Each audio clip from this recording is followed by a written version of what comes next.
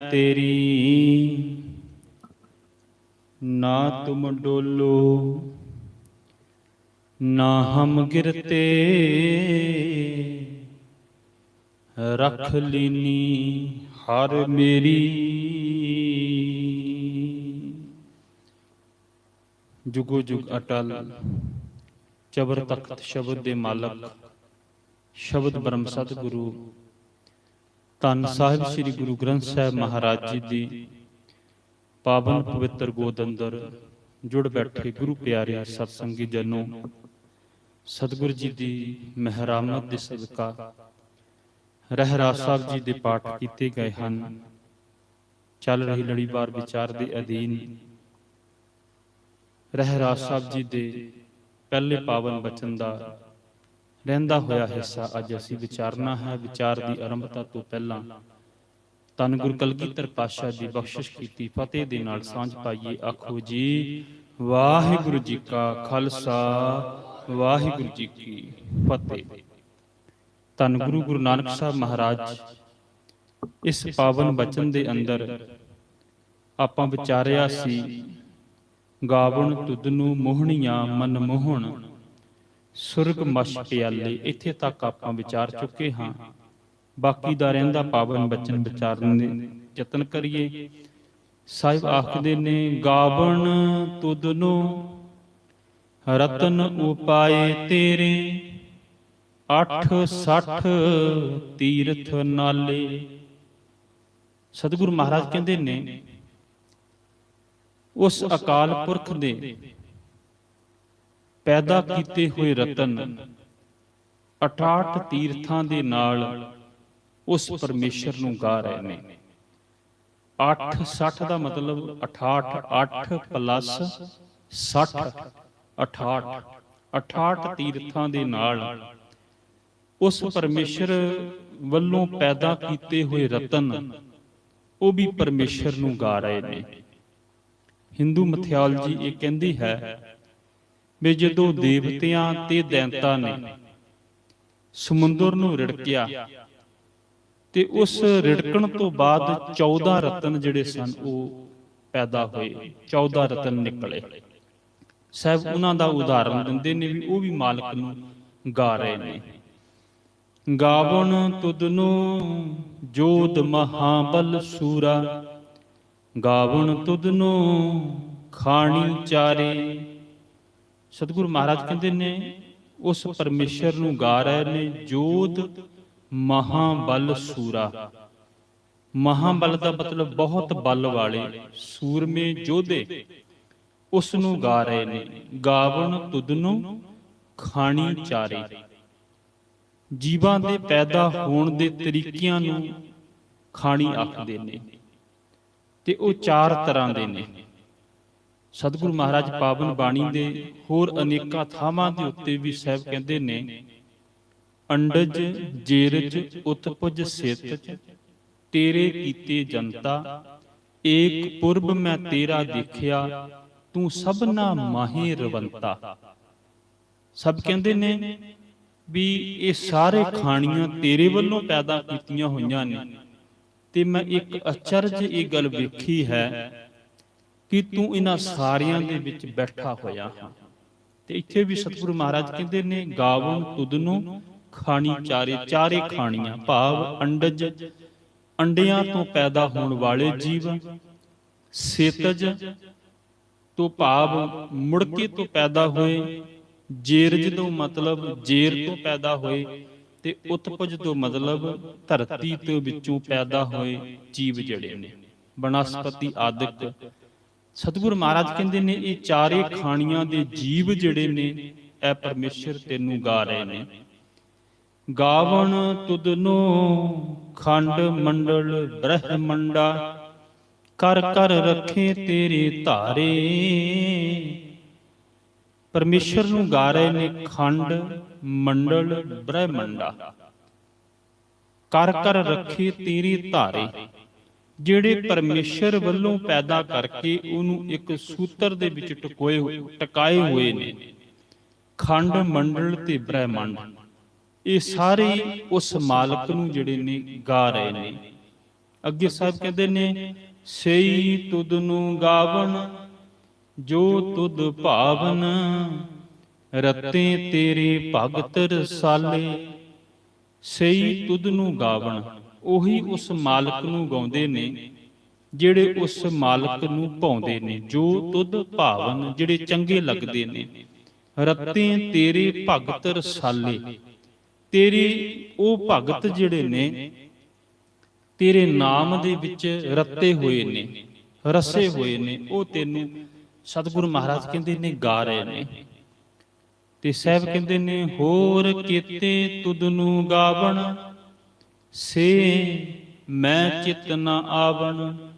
ਸਤਿਗੁਰੂ ਮਹਾਰਾਜ ਕਹਿੰਦੇ ਨੇ ਵੀ ਇਸ ਤੋਂ ਇਲਾਵਾ ਜਿਹੜੇ ਸਤਿਗੁਰੂ ਮਹਾਰਾਜ ਨੇ ਹੁਣ ਤੱਕ ਗਿਣੇ ਨੇ ਤੇ ਆ ਪਰਮੇਸ਼ਰ ਨੂੰ ਗਾ ਰਹੇ ਨੇ, ਇਸ ਤੋਂ ਇਲਾਵਾ ਸਤਿਗੁਰੂ ਮਹਾਰਾਜ ਕਹਿੰਦੇ ਨੇ ਹੋਰ ਬਹੁਤ ਸਾਰੇ ਜੀਵ ਗਾ ਰਹੇ ਨੇ ਜਿਹੜੇ ਮੇਰੇ ਚਿੱਤ ਦੇ ਵਿੱਚ ਵੀ ਨਹੀਂ ਹੈ। ਭਾਵ ਹੋਰ ਬਹੁਤ ਬੇਅੰਤ ਜੀਵ ਉਸ ਮਾਲਕ ਨੂੰ ਗਾ ਰਹੇ ਨੇ। ਤੇ ਅੱਗੇ ਸਾਹਿਬ ਕਹਿੰਦੇ ਨੇ, ਨਾਨਕ ਕਿਆ ਵਿਚਾਰੇ। ਨਾਨਕ ਉਹਨਾਂ ਜੀਵਾਂ ਦੀ ਕੀ ਵਿਚਾਰ ਕਰ ਸਕਦਾ ਹੈ। ਇਤਨੇ ਕੁ ਜੀਵ ਜਿਹੜੇ ਨੇ ਉਸ ਪਰਮੇਸ਼ਰ ਨੂੰ ਜਿਹੜੇ ਨੇ ਉਹ ਗਾ ਰਹੇ ਨੇ। ਸੋਈ ਸੋਈ ਸਦਾ ਸੱਚ, ਸਾਹਿਬ ਸਾਚਾ ਸਾਚੀ ਨਾਈ। ਇਸ ਪੰਕਤੀ ਦਾ ਪਾਠ ਕਰਨ ਵੇਲੇ ਧਿਆਨ ਦੇਣਾ ਵੀ ਦੋ ਦੋ ਅੱਖਰਾਂ ਦਾ ਜੋੜਾ ਬਣਾ ਕੇ ਤੇ ਇਹਦੀ ਵਿਸ਼ਰਾਮ ਲਾਉਣਾ। ਸੋਈ ਸੋਈ ਸਦਾ ਸੱਚ, ਸਾਹਿਬ ਸਾਚਾ ਸਾਚੀ ਨਾਈ। ਅਰਥ ਬਣਦੇ ਨੇ ਵੀ ਉਹ ਪਰਮੇਸ਼ਰ ਆਪ ਸੱਚਾ ਹੈ ਤੇ ਉਹਦੀ ਵਡਿਆਈ ਜਿਹੜੀ ਹੈ ਉਹ ਵੀ ਸੱਚੀ ਹੈ। ਤੇ ਅੱਗੇ ਸਾਹਿਬ ਕਹਿੰਦੇ ਨੇ, ਹੈਪੀ ਹੋਸੀ ਜਾਏ ਨਾ ਜਾਸੀ, ਰਚਨਾ ਜਿਨ ਰਚਾਈ। ਉਸ ਮਾਲਕ ਨੇ ਜਿਹੜੀ ਇਹ ਸਾਰੀ ਸ੍ਰਿਸ਼ਟੀ ਰਚੀ ਹੋਈ ਹੈ, ਪੈਦਾ ਕੀਤੀ ਹੋਈ ਹੈ, ਉਹ ਪਰਮੇਸ਼ਰ ਪਹਿਲਾਂ ਵੀ ਸੀ ਤੇ ਹੁਣ ਵੀ ਹੈ ਤੇ ਆਉਣ ਵਾਲੇ ਸਮੇਂ ਦੇ ਵਿੱਚ ਵੀ ਉਹ ਹੋਵੇਗਾ। ਹੈ ਪੀ ਹੋਸੀ ਜਾਏ ਨਾ ਜਾਸੀ, ਉਹ ਕਿਤੇ ਜਾਂਦਾ ਨਹੀਂ, ਮਰਦਾ ਨਹੀਂ ਹੈ। ਜਿਵੇਂ ਜੀਵ ਪੈਦਾ ਹੁੰਦੇ ਨੇ ਤੇ ਸਮਾਂ ਪਾ ਕੇ ਚਲੇ ਜਾਂਦੇ ਨੇ, ਮਰ ਜਾਂਦੇ ਨੇ, ਮੌਤ ਆ ਜਾਂਦੀ ਹੈ। ਸਾਹਿਬ ਕਹਿੰਦੇ ਉਸ ਮਾਲਕ ਨੂੰ ਇਵੇਂ ਸੰਸਾਰ ਦੇ ਵਿੱਚੋਂ ਉਹ ਜਾਂਦਾ ਨਹੀਂ ਹੈ, ਉਹ ਸਦੀਵੀ ਹੈ। ਤੇ ਸਤਿਗੁਰੂ ਮਹਾਰਾਜ ਕਹਿੰਦੇ ਨੇ, ਰੰਗੀ ਰੰਗੀ ਭਾਂਤੀ ਕਰ ਕਰ ਜਿਨਸੀ ਮਾਇਆ ਜਿਨ ਉਪਾਈ। ਸਤਿਗੁਰੂ ਮਹਾਰਾਜ ਕਹਿੰਦੇ ਨੇ ਉਸ ਮਾਲਕ ਨੇ ਰੰਗੀ ਰੰਗੀ ਭਾਂਤੀ, ਵੱਖ ਵੱਖ ਰੰਗਾਂ ਦੀ, ਵੱਖ ਵੱਖ ਭਾਂਤਾਂ ਦੀ, ਵੱਖ ਵੱਖ ਜਿਨਸਾਂ ਦੀ ਉਹ ਮਾਇਆ ਜਿਹੜੀ ਹੈ ਉਹ ਪੈਦਾ ਕੀਤੀ ਹੋਈ। ਮਾਇਆ ਜਿਨ ਉਪਾਈ, ਉਹਨੇ ਮਾਇਆ ਜਿਹੜੀ ਹੈ ਵੱਖ ਵੱਖ ਰੰਗਾਂ ਦੀ, ਵੱਖ ਵੱਖ ਤਰ੍ਹਾਂ ਦੀ, ਵੱਖ ਵੱਖ ਜਿਨਸਾਂ ਦੀ ਪੈਦਾ ਕੀਤੀ ਹੋਈ ਹੈ। ਤੇ ਸਾਹਿਬ ਕਹਿੰਦੇ ਨੇ, ਕਰ ਕਰ ਦੇਖੈ ਕੀਤਾ ਆਪਣਾ, ਜਿਉ ਤਿਸ ਦੀ ਵਡਿਆਈ। ਹੁਣ ਪਾਠ ਕਰਨ ਵੇਲੇ ਧਿਆਨ ਰੱਖਣਾ ਵੀ ਸਵੇਰ ਦੇ ਵਕਤ ਜਦੋਂ ਅਸੀਂ ਪਾਠ ਕਰਦੇ ਹਾਂ, ਜਪਜੀ ਸਾਹਿਬ ਦੇ ਵਿੱਚ ਇਹ ਪੌੜੀ ਪੜ੍ਹਦੇ ਹਾਂ ਤੇ ਉੱਥੇ ਸ਼ਬਦ ਹੈ ਵੇਖੈ ਤੇ ਸ਼ਾਮ ਨੂੰ ਹੈ ਦੇਖੈ। ਇਹ ਧਿਆਨ ਰੱਖਣਾ। ਸਤਿਗੁਰੂ ਮਹਾਰਾਜ ਕਹਿੰਦੇ ਨੇ, ਕਰ ਕਰ ਦੇਖੈ ਕੀਤਾ ਆਪਣਾ, ਜਿਉ ਤਿਸ ਦੀ ਵਡਿਆਈ। ਇਹ ਵੀ ਉਸ ਮਾਲਕ ਦੀ ਵਡਿਆਈ ਹੈ ਕਿ ਉਹ ਪਰਮੇਸ਼ਰ ਸਾਰੇ ਜੀਵਾਂ ਨੂੰ ਪੈਦਾ ਕਰਕੇ ਤੇ ਦੇਖ ਰਿਹਾ ਹੈ, ਆਪਣੀ ਰਚਨਾ ਨੂੰ ਵੇਖ ਰਿਹਾ ਹੈ। ਜੋ ਤਿਸ ਭਾਵੈ ਸੋਈ ਕਰਸੀ, ਫਿਰ ਹੁਕਮ ਨਾ ਕਰਨਾ ਜਾਈ। ਜੋ ਤਿਸ ਭਾਵੈ, ਉਸ ਪਰਮੇਸ਼ਰ ਨੂੰ ਜੋ ਭਾਉਂਦਾ ਹੈ, ਸੋਈ ਕਰਸੀ, ਉਹ ਉਹੀ ਕਰਦਾ ਹੈ। ਫਿਰ ਹੁਕਮ ਨਾ ਕਰਨਾ ਜਾਏ, ਉਹਦੇ ਅੱਗੇ ਕੋਈ ਹੁਕਮ ਜਿਹੜਾ ਹੈ ਨਹੀਂ ਚੱਲਦਾ।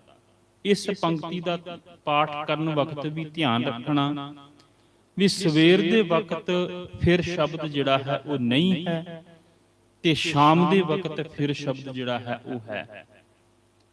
ਤੇ ਇਹਦੇ ਅਰਥ ਬਣਦੇ ਨੇ, ਸਤਿਗੁਰੂ ਮਹਾਰਾਜ ਕਹਿੰਦੇ ਨੇ, ਉਹਨੂੰ ਜੋ ਭਾਉਂਦਾ ਹੈ ਉਹੀ ਉਹ ਕਰਦਾ ਹੈ। ਉਸ ਮਾਲਕ ਪਰਮੇਸ਼ਰ ਦੇ ਅੱਗੇ ਕਿਸੇ ਦੂਸਰੇ ਦਾ ਜ਼ੋਰ ਨਹੀਂ ਚੱਲਦਾ।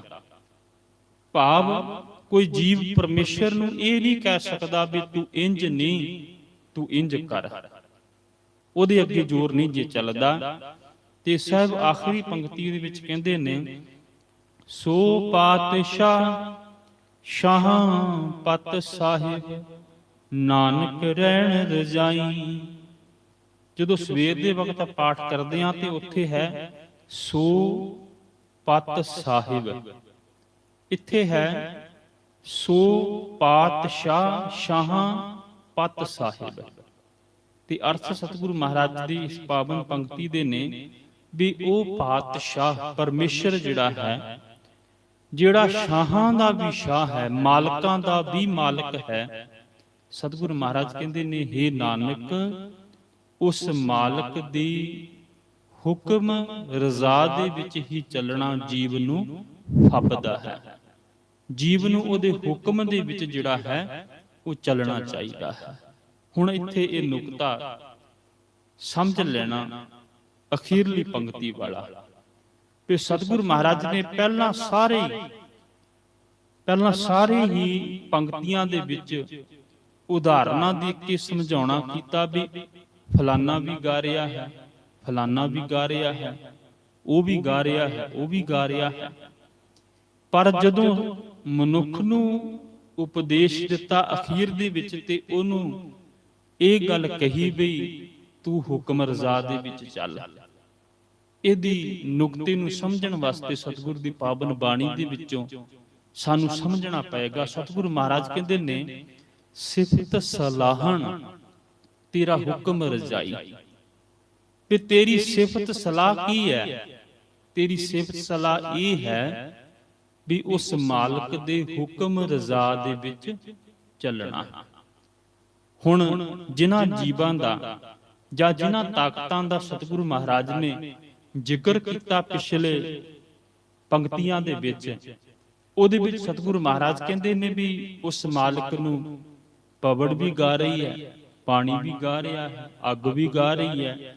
ਉਸ ਮਾਲਕ ਨੂੰ ਸੂਰਜ, ਚੰਦਰਮਾ, ਧਰਤੀ ਵੀ ਗਾ ਰਹੇ ਨੇ, ਉਹਨੂੰ ਦੇਵਤੇ ਵੀ ਗਾ ਰਹੇ ਨੇ। ਤੇ ਹੁਣ ਉਹਨਾਂ ਦਾ ਗਾਉਣਾ ਕਿਵੇਂ ਦਾ ਹੈ? ਕਿਉਂਕਿ ਸਾਡੇ ਮਨ ਵਿੱਚ ਸਵਾਲ ਪੈਦਾ ਹੋਵੇਗਾ ਵੀ ਪਵਨ, ਹਵਾ ਉਹ ਕਿਵੇਂ ਗਾ ਰਹੀ ਹੈ? ਆਪਾਂ ਤੇ ਕਦੀ ਸੁਣੀ ਨਹੀਂ। ਪਾਣੀ ਕਿਵੇਂ ਗਾ ਰਿਹਾ ਹੈ? ਅਸੀਂ ਤੇ ਕਦੀ ਸੁਣਿਆ ਨਹੀਂ।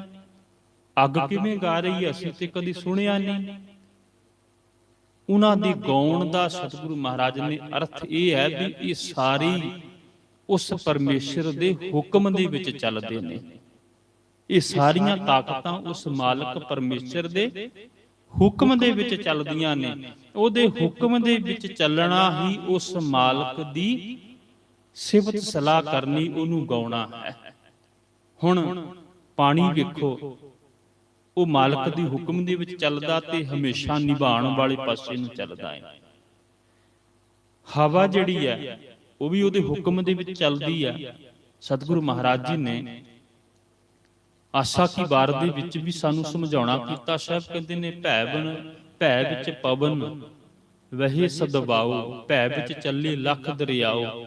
ਉਹਦੇ ਵਿੱਚ ਸਤਿਗੁਰੂ ਮਹਾਰਾਜ ਨੇ ਸਾਰਾ ਹੀ ਗਿਣਤੀ ਕਰ ਦਿੱਤੀ ਵੀ ਉਸ ਮਾਲਕ ਦੇ ਭੈ ਦਾ ਮਤਲਬ ਉਹਦੇ ਹੁਕਮ ਦੇ ਵਿੱਚ ਹਵਾ ਵੀ ਚੱਲਦੀ ਹੈ, ਲੱਖਾਂ ਜ਼ਿੰਦਗੀਆਂ ਉਹਦੇ ਹੁਕਮ ਦੇ ਵਿੱਚ ਚੱਲਦੀਆਂ ਨੇ। ਭੈ ਵਿੱਚ ਸੂਰਜ, ਭੈ ਵਿੱਚ ਚੰਦ, ਉਸ ਮਾਲਕ ਦੇ ਹੁਕਮ ਦੇ ਵਿੱਚ ਸੂਰਜ ਵੀ ਚੱਲਦਾ ਹੈ, ਉਹਦੇ ਹੁਕਮ ਦੇ ਵਿੱਚ ਚੰਦਰਮਾ ਵੀ ਚੱਲਦਾ ਹੈ। ਹੁਣ ਤੁਸੀਂ ਆਪ ਦੇਖੋ ਵੀ ਸੂਰਜ ਜਿਹੜਾ ਹੈ ਬਿਲਕੁਲ ਨਿਸ਼ਚਿਤ ਸਮੇਂ ਦੇ ਵਿੱਚ ਉਹ ਪ੍ਰਗਟ ਹੋ ਜਾਂਦਾ ਹੈ, ਨਿਕਲ ਆਉਂਦਾ ਹੈ। ਕਦੀ ਸੂਰਜ ਨੇ ਇਹ ਨਹੀਂ ਕਿਹਾ ਵੀ ਮੈਂ ਅੱਜ ਥੱਕਿਆ ਹੋਇਆ ਤੇ ਮੈਂ ਅੱਧਾ ਘੰਟਾ ਲੇਟ ਨਿਕਲਾਂਗਾ, ਕਦੀ ਨਹੀਂ ਕਿਹਾ।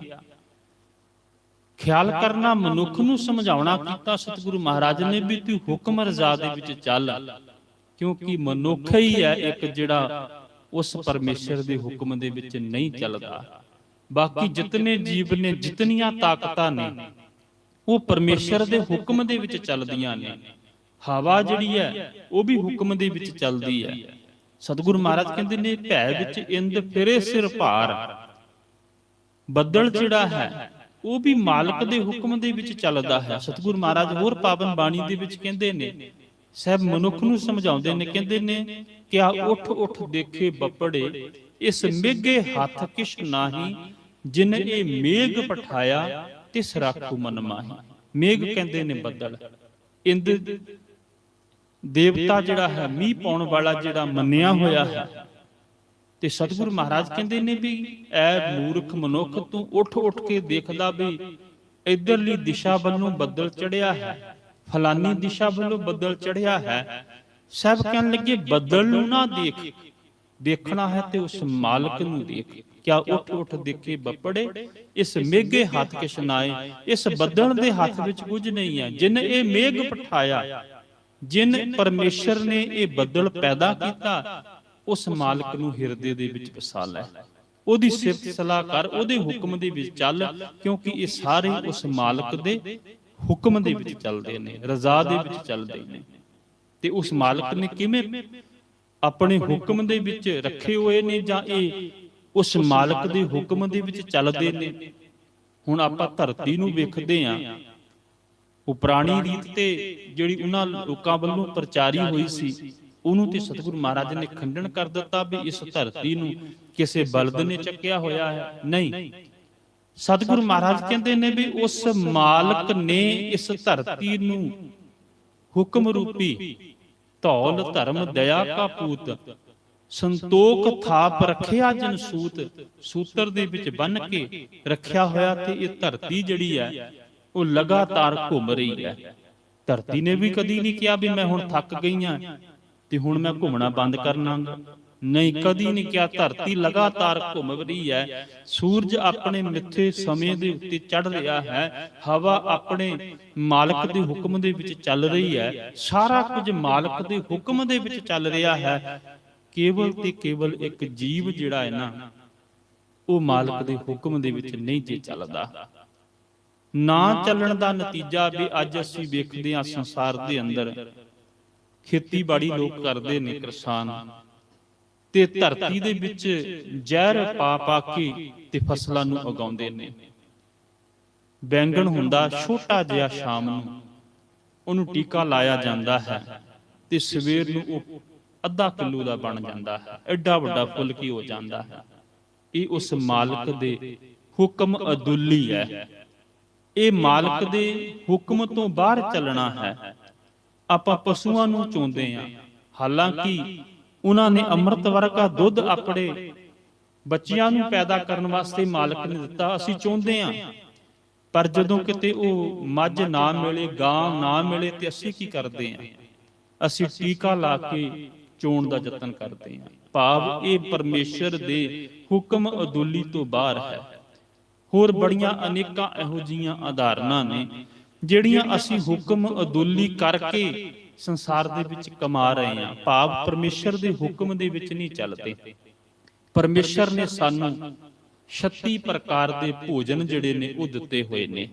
ਜਹ ਪ੍ਰਸਾਦ 36 ਅੰਮ੍ਰਿਤ ਖਾਏ, ਤਿਸ ਠਾਕੁਰ ਕੋ ਰਖ ਮਨ ਮਾਹੀ। ਸਤਿਗੁਰੂ ਮਹਾਰਾਜ ਤੇ ਇਹ ਕਹਿੰਦੇ ਨੇ, ਗੁਰੂ ਅਰਜਨ ਸਾਹਿਬ ਮਹਾਰਾਜ ਵੀ, ਸੱਜਣਾ ਤੈਨੂੰ 36 ਪ੍ਰਕਾਰ ਦੇ ਭੋਜਨ ਦਿੱਤੇ ਨੇ, ਉਸ ਮਾਲਕ ਦਾ ਧੰਨਵਾਦ ਕਰ ਤੇਰੀ ਜੀਭਾ ਦੇ ਸਵਾਦ ਵਾਸਤੇ। ਪਰ ਫਿਰ ਵੀ ਅਸੀਂ ਉਸ ਮਾਲਕ ਦੇ ਦਿੱਤੇ ਹੋਏ 36 ਪ੍ਰਕਾਰ ਦੇ ਭੋਜਨਾਂ ਨੂੰ ਛੱਡ ਕੇ ਬੜਾ ਕੁਝ ਹੋਰ ਆਪਣੇ ਜੀਵਨ ਦੇ ਵਿੱਚ ਸੇਵਨ ਕਰਦੇ ਹਾਂ। ਆਪਾਂ ਗਲਤ ਸੰਗਤ ਦੇ ਵਿੱਚ ਪੈ ਕੇ ਇਹੋ ਜਿਹੇ ਕਰਮ ਕਰਦੇ ਹਾਂ ਜਿਹਦੇ ਕਾਰਨ ਸਾਡਾ ਧਨ ਵੀ ਬਰਬਾਦ ਹੁੰਦਾ ਹੈ। ਸਾਡੀ ਜ਼ਿੰਦਗੀ ਦੇ ਅੰਦਰ ਦੁੱਖ ਕਲੇਸ਼ ਵੀ ਆਉਂਦੇ ਨੇ, ਪਰਿਵਾਰਕ ਰਿਸ਼ਤੇ ਜਿਹੜੇ ਨੇ ਉਹ ਵੀ ਟੁੱਟਦੇ ਨੇ, ਬੜਾ ਕੁਝ ਵਾਪਰਦਾ ਹੈ। ਇਹ ਸਾਰਾ ਹੀ ਉਸ ਮਾਲਕ ਦੇ ਹੁਕਮ ਅਦੁੱਲੀ ਕਰਕੇ ਹੈ। ਅਸੀਂ ਮਾਲਕ ਦੇ ਹੁਕਮ ਦੇ ਵਿੱਚ ਨਹੀਂ ਜੇ ਚੱਲਦੇ, ਉਸ ਮਾਲਕ ਦੇ ਹੁਕਮ ਨੂੰ ਨਹੀਂ ਮੰਨਦੇ, ਤਾਂ ਹੋ ਰਿਹਾ ਹੈ। ਜਿੱਦਣ ਅਸੀਂ ਮਾਲਕ ਦੇ ਹੁਕਮ ਦੇ ਵਿੱਚ ਚੱਲਣ ਲੱਗ ਪਵਾਂਗੇ, ਫਿਰ ਇਹ ਕੁਝ ਨਹੀਂ ਹੋਵੇਗਾ। ਤਾਈਓ ਸਤਿਗੁਰੂ ਮਹਾਰਾਜ ਨੇ ਇਹਨਾਂ ਸਾਰਿਆਂ ਦੀ ਉਦਾਹਰਨ ਦੇ ਕੇ ਤੇ ਅਖੀਰ ਵਿੱਚ ਸਤਿਗੁਰੂ ਮਹਾਰਾਜ ਨੇ ਸਾਨੂੰ ਇਹੀ ਸਮਝਾਉਣਾ ਕੀਤਾ ਵੀ ਐ ਮਨੁੱਖ, ਉਸ ਮਾਲਕ ਜੋ ਕਰਦਾ ਹੈ, ਜੋ ਉਹਨੂੰ ਭਾਉਂਦਾ ਹੈ, ਉਹੀ ਉਹ ਕਰਦਾ ਹੈ। ਉਹਦੇ ਹੁਕਮ ਤੋਂ ਕੋਈ ਬਾਗੀ ਨਹੀਂ ਹੋ ਸਕਦਾ। ਉਸ ਮਾਲਕ ਨੂੰ ਕੋਈ ਇਹ ਨਹੀਂ ਕਹਿ ਸਕਦਾ ਕਿ ਤੂੰ ਇੰਜ ਨਹੀਂ, ਤੂੰ ਇੰਜ ਕਰ। ਉਹ ਜੋ ਕਰਦਾ ਮਨੁੱਖਤਾ ਦੇ ਭਲੇ ਵਾਸਤੇ ਕਰਦਾ ਹੈ, ਤੇ ਮਨੁੱਖ ਦੇ ਚਾਹੁਣ ਦੇ ਨਾਲ ਕੁਝ ਨਹੀਂ ਜੇ ਹੁੰਦਾ। ਸਾਹਿਬ ਕਹਿਣ ਲੱਗੇ ਉਸ ਸ਼ਾਹਾਂ ਦੇ ਸ਼ਾਹ, ਉਸ ਮਾਲਕਾਂ ਦੇ ਮਾਲਕ, ਸਭ ਤੋਂ ਵੱਡੇ ਪਰਮ ਮਾਲਕ ਪਰਮੇਸ਼ਰ ਨੂੰ ਜਿਹੜਾ ਹੈ ਤੂੰ ਯਾਦ ਕਰ। ਤੇ ਯਾਦ ਕਰਨ ਦਾ ਤਰੀਕਾ ਕੀ ਆ? ਨਾਨਕ ਰਹਿਣ ਰਜਾਈ। ਤੂੰ ਉਹਦੀ ਰਜ਼ਾ ਦੇ ਵਿੱਚ, ਉਹਦੇ ਹੁਕਮ ਦੇ ਵਿੱਚ ਚੱਲ।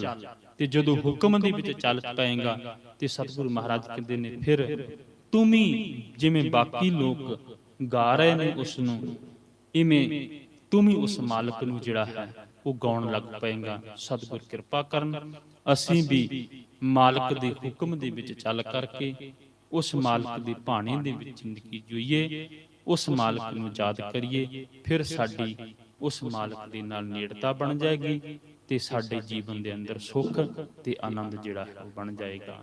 ਇਹੀ ਸਮੁੱਚਾ ਭਾਵ ਇਸ ਪਾਵਨ ਸ਼ਬਦ ਦਾ ਹੈ। ਵਿਚਾਰਾਂ ਦੀ ਸਾਂਝ ਕਰਦੇ ਹੋਈਆਂ ਬੇਅੰਤ ਭੁੱਲਾਂ ਦੀ ਖਿਮਾ ਫਤਿਹ ਪ੍ਰਵਾਨ ਕਰੋ ਜੀ। ਵਾਹਿਗੁਰੂ ਜੀ ਕਾ ਖਾਲਸਾ, ਵਾਹਿਗੁਰੂ ਜੀ ਕੀ ਫਤਿਹ।